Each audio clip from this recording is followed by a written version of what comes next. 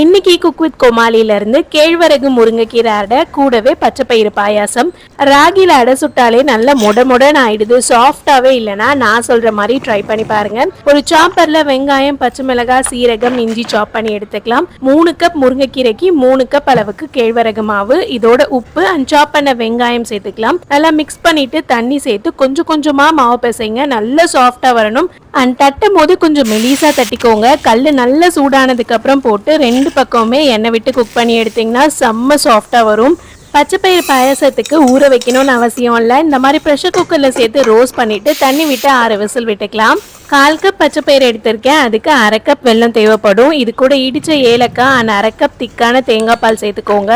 நெய்ல வறுத்த முந்திரி, திராட்சை, தேங்காவை சேர்த்துட்டிங்கன்னா ரெடி. அண்ட் குக் வித் கோமாளியில இந்த ரெசிபி யார் பண்ணதுன்னு கமெண்ட்ல சொல்லுங்க.